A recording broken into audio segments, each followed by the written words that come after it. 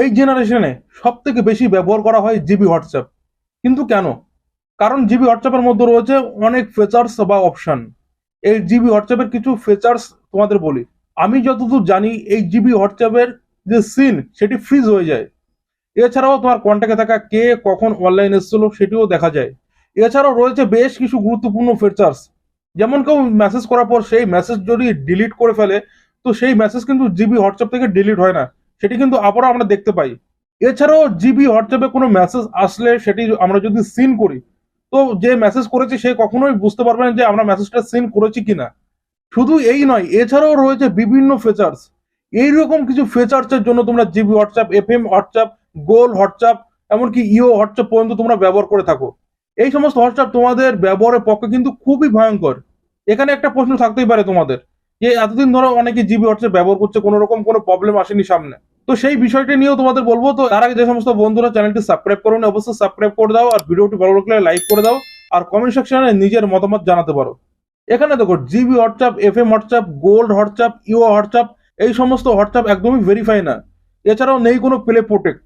Play protect বলতে এখানে play store থেকে আমরা যখনই কোনো অ্যাপ ইনস্টল করবো, সেক্ষেত্রে প্লে স্টোরে একটি প্রোটেকশন থাকে, যার নাম দেওয়া হয়েছে প্লে প্রোটেক্ট। তো সেই ক্ষেত্রে এই হোয়াটসঅ্যাপ গুলো কিন্তু কোনো প্রোটেকশন নেই। এই সমস্ত হোয়াটসঅ্যাপ প্লে স্টোরেও নেই। এখানে তোমরা একবার ভেবে দেখো, এই হোয়াটসঅ্যাপ গুলো যদি এতই প্রোটেক্ট হতো, তাহলে নিশ্চয়ই প্লে স্টোরে থাকতো। এই সমস্ত হোয়াটসঅ্যাপ মডিফাই করা সাধারণ মানুষ এগুলোকে ক্রিয়েট করেছে। এছাড়াও গুগলও এই সমস্ত অ্যাপকে একদমই অ্যালাউ করে না। এই সমস্ত হোয়াটসঅ্যাপ তোমরা একদমই ব্যবহার করো না, যাতে তোমাদের প্রাইভেসি ডেটা এগুলো লিক হয়। আমরা প্রায় এগুলো শুনে থাকি বা দেখি, যে বিভিন্ন স্ক্যান্ডেল, এমএমএস, ভিডিও, অডিও এগুলো লিক হয়ে যায়। এগুলো এই সমস্ত হোয়াটসঅ্যাপ ব্যবহার করার ফলে এগুলো কিন্তু লিক হয়ে যায়। যার কোনো ডেভেলপার নেই, যার কোনো প্রাইভেসি নেই, কোনো প্রোটেক্ট নেই, সেখান থেকে তো লিক হবেই। আমি তোমাদের রিকোয়েস্ট করবো, বিভিন্ন হোয়াটসঅ্যাপ তোমরা যেগুলো ইউজ করছো, জিবি হোয়াটসঅ্যাপ বলো, এফএম হোয়াটসঅ্যাপ বলো, বা গোল হোয়াটসঅ্যাপ বলো, বিভিন্ন রকম হোয়াটসঅ্যাপ কিন্তু মার্কেটে রয়েছে। আনঅথরাইজ কোনো হোয়াটসঅ্যাপ ব্যবহার করে থাকলে সেটি এখনই ডিলিট বা আনইনস্টল করে ফেলে প্লে স্টোর থেকে হোয়াটসঅ্যাপ মেসেঞ্জার, যেটা অরিজিনাল ভার্সন রয়েছে সেটি, বা হোয়াটসঅ্যাপ বিজনেস, এগুলো তোমরা ব্যবহার করো। এমন কোনো হোয়াটসঅ্যাপ ব্যবহার করো না যার ফলে তোমাদের যে ফোনের যে ফুল ডেটা রয়েছে, সেই ডেটা, প্রাইভেসি এগুলো লিক হয়ে যাক। কেউ কখনোই চাইবে না নিজের যে ব্যক্তিগত ফটো, ভিডিও বা ডেটা রয়েছে সেগুলো পাবলিশ হয়ে যাক। আনঅথরাইজ কোনো হোয়াটসঅ্যাপ তোমরা যদি ব্যবহার করো, তো তোমাদের ফোন থেকে কোনো ডেটা লিক হয়ে গেলে তুমি কাউকে দায়ী করতে পারবে না, কারণ তুমি আনঅথরাইজ হোয়াটসঅ্যাপ ব্যবহার করছো।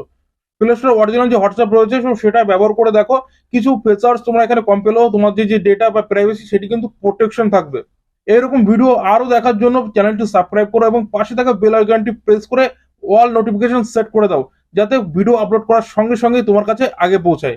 এছাড়াও তোমরা কমেন্ট সেকশনে লিখে জানাও তোমরা কোন হোয়াটসঅ্যাপ ব্যবহার করছো, এবং কোন হোয়াটসঅ্যাপ ব্যবহার করা উচিত। আজকের ভিডিও এই পর্যন্ত, ফিরবো নতুন ভিডিওর সঙ্গে। ততক্ষণ ভালো থাকো, সুস্থ থাকো, দেখা হচ্ছে নেক্সট ভিডিওতে।